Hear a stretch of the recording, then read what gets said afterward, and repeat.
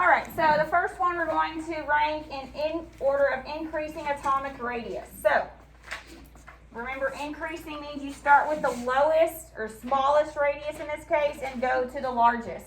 So let's go over the first one: manganese, calcium, copper, and bromine. So you should find that they are all in the same period. So they're all in the same period across the periodic table. So that makes the trends or determining the trends easier. So which of these is going to be the smallest atomic radius? Bromine. I hope everyone put bromine. Bromine should be first. All right, what will be next? Copper. So remember, your trend is increasing to the left for atomic radius. All right, so copper would be next. Then we would have manganese and then calcium. Anyone have a good explanation they wrote down as to why the trend goes this way? Yes, sir. The atomic radius increases as you add more energy levels in these valence electrons. Yes. All right. So this one specifically is because the valence electrons, as he mentioned. All right. If we were doing the next one, which will be going down, that will be the valence or the energy levels. But across, remember, as your more effective nuclear charge, the more protons that you have in your atom. Remember, the more positive charge that nucleus has. So therefore, it's able to hold on to the electrons tighter and therefore shrink the overall radius of the atom. That's why our trend increases this way. More positive charge of the nucleus, which means a greater effective nuclear charge, because remember, your effective nuclear charge is equal to the number of valence electrons. All right, so you're increasing your nuclear charge, therefore, more positive charge of the nucleus, pulling in more on the electrons, okay, shrinking the radius. Any questions on the first one? All right, now the next one's going to be going in a group. All right, so these are all lined up in a group. We have lithium, rubidium, hydrogen, and potassium. Which of these would have the smallest radius? Hydrogen, very good. Next, lithium, next, potassium, and rubidium. This is because as we're going down a group, remember, we're adding an energy level as we move from one period to the next. So with the increase of energy levels, that is just therefore making your radius larger and larger as you move down a group. Any questions on atomic radius? All right, now we're going to do ionization energy. First off, we have to remember what ionization energy is. What is ionization energy? Anybody remember? Very good. How much energy does it take to remove one valence electron? Okay, that was the first ionization energy. So remember, as you get closer to the noble gas, those atoms are holding on to their valence electrons tighter because their effective nuclear charge is getting greater, and also they want to be a noble gas. So as those atoms are getting closer to a noble gas, they don't want their electrons to be taken away. All right, so that's why we increase from left to right here for ionization energy. So which one will have the lowest ionization energy of these choices? These ones are all in the same group. So which one would be the lowest? Aluminum, very good. Then what? Silicon. What's next? Phosphorus and sulfur. Very good. So the easiest to remove an electron from will be aluminum. All right, because it's not as close to a noble gas. It only has an effective nuclear charge of 3. So it's easier to remove an electron the lower the nuclear charge is. Any questions on that one? Next, we're going to be going down a group here. So antimony, Sb, P is phosphorus, arsenic, and nitrogen. So we're going down, we're in group 15 here. What was our trend going down a group for ionization energy? Top to bottom. Decreases from top to bottom, right? Because the closer you are to the nucleus, the harder it's going to be to remove an electron. Because that positive charge of the nucleus is holding on to those electrons tighter. The farther you get, remember, your distance from the nucleus is increasing, so therefore that attractive force to the nucleus is decreasing. All right, so the farther you get away from the nucleus, the easier it is to remove an electron. So which one will have the lowest ionization energy here? SB, all right. What's next? Arsenic, phosphorus, and nitrogen. All right, the closer you are to that radius, the harder it's going to be to remove an electron. Okay, because the positive charge of the nucleus is closer to the closer electrons on the lower energy levels. Any questions on radius or ionization energy? We're going to be building on. We have 3 more trends to cover today, and that's really it for this unit. So the next trend we're covering is called electron affinity.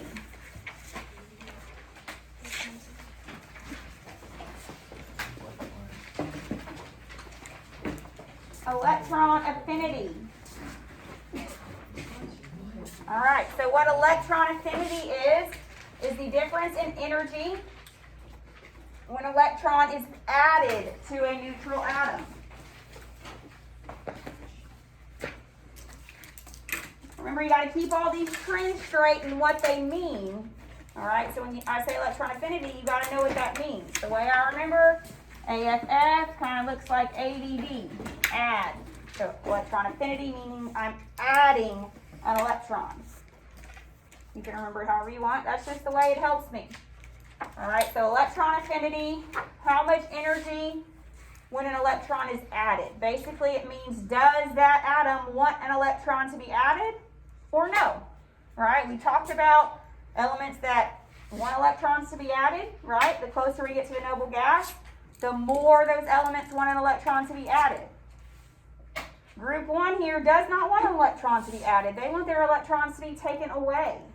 All right, so that's what we're going to be talking about here. Most atoms release energy when an electron is added because it's favorable.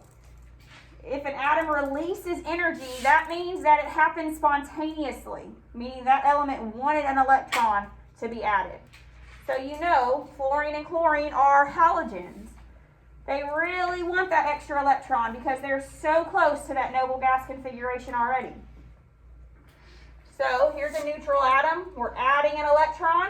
When we add an electron, this is exactly opposite of what happened whenever we did ionization energy. Now we have a negative ion. Okay? Some elements are going to require energy in order to add an electron, meaning they do not want that electron to be added. They're trying to lose electrons. Elements in group 1 and 2 want to lose electrons, not have more added. So you're going to have to put force into it. You're going to have to put energy into the system. Force that electron in. That's why we got to add energy on the left-hand side. And then therefore we still end up with the same result as a negative ion. Some are just going to happen more favorably, like our halogens and elements closer to our noble gases. Some are not going to want that electron at all. Okay, so it's unfavorable. You've got to force that electron in.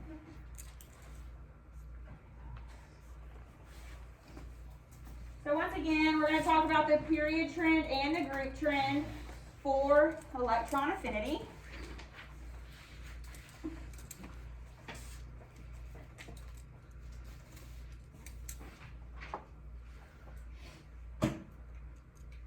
And what you're going to have to think about here is how favorable does this element want that electron to be added?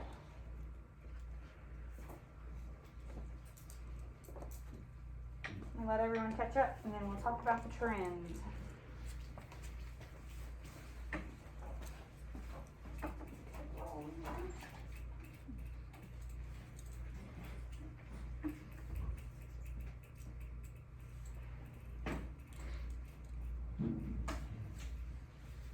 Sorry.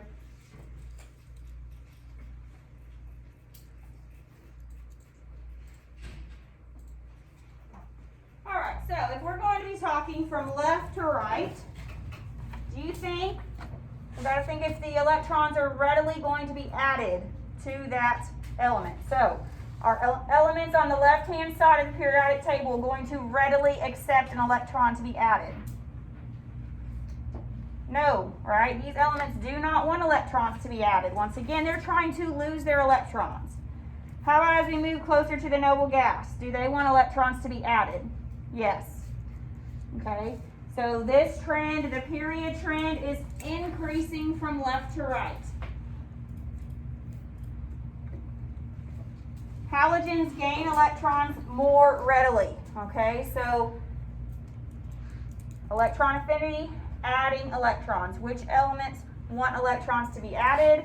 Of course, the elements on the right, closer to the noble gases. This is once again because of that effective nuclear charge. You have a positive charge, more positive charge of your nucleus the farther you get to the right. Therefore, it's more easily attracting that negative electron. They want to be noble gases.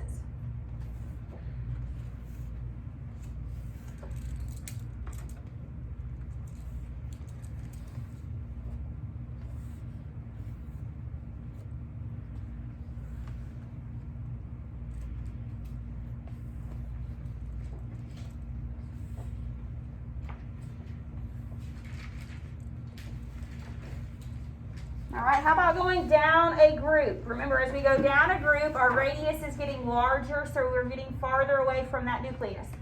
So do you think elements are going closer to the nucleus, that have their energy levels closer to the nucleus or farther away from the nucleus, are going to want electrons added more readily?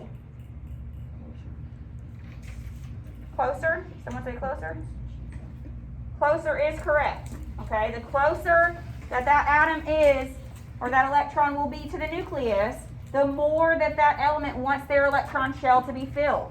Because it has that positive nuclear charge is greater because its radius is smaller. Okay, so fluorine really wants its shell filled because its energy level is very close to the nucleus. Whereas we go out here to iodine, it sure wants its shell to be filled, but not as badly as fluorine does because it's farther away from that nucleus. So the effective nuclear charge is still strong, but not as strong because, once again, the distance from that nucleus is farther. Okay, so we're going to be decreasing, going down a group.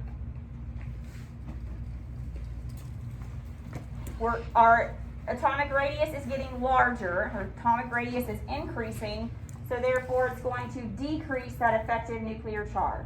The positive charge of the nucleus is still there, but it's not as strong, once again, because that attractive force is weaker over a larger distance.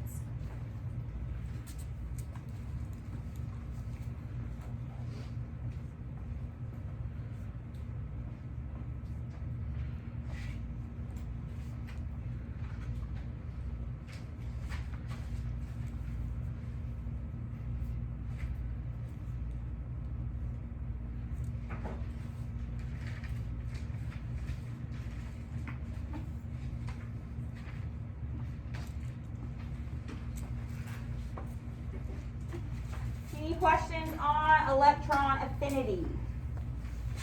So once again, to remember that, AFF, affinity, looks like add to me, so that's wanting to add an electron. Okay, how likely, what you gotta ask yourself, how likely is this element to wanting an electron to be added? Okay. The trends, as you should notice, are what? The same as which one we've already discussed?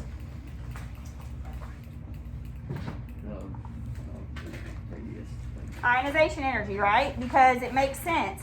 An element that doesn't want an electron taken away is the same element that wants an electron to be added. Okay, so the trends are the same.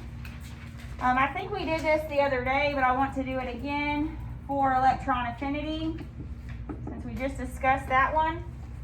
I want to make sure y'all look at the overall trend. Sometimes if all the elements aren't in the same period or the same group, it can get confusing, right, as to which one would win out. So if we look at the overall trend, sometimes that helps. So once again, electron affinity, are we increasing to the right or increasing to the left? Increasing to the right. All right, now how about the group? Are we increasing going down or increasing going up? Increasing going up. So if we look at our periodic table, exclude the noble gases always when I ask this question, because noble gases behave in their own way because they're unreactive. They don't want anything to touch it. So what would be the highest? What element would have the highest electron affinity? If we increase going up, increase going to the right. Fluorine, okay? So therefore, would you agree our overall trend looks like this in the periodic table? Anything farther to the bottom left is going to have a very low electron affinity, meaning they don't want an electron to be added. Closer we get to the upper right, the more that element wants an electron added. Okay, so sometimes that will help if the elements aren't all, it's easy when they're all in the same group or all in the same period. But sometimes when they're mixed up, this might help as well. Any questions on electron affinity? All right, here's kind of just a picture of the periodic table. What this is showing is our electron affinities as we move across. So they're not, every element doesn't always obey the trend, all right? But you'll just answer the questions based on what your trends are. But this is just kind of showing that we increase going down, increase going up. So you can see here, yellow to red, very high electron affinities, and then we increase going across. In general, there's some exceptions to every rule, okay? But in general, that's our trend. Okay, our next one is called electron negativity. We just talked about electron affinity. Electronegativity. This is very similar to the last two, okay? What this electronegativity is about is the ability of an atom in a compound to attract electrons. So electron affinity was adding electrons. Ionization energy was removing an electron. Electronegativity is being able to attract electrons from another atom in order to create a compound.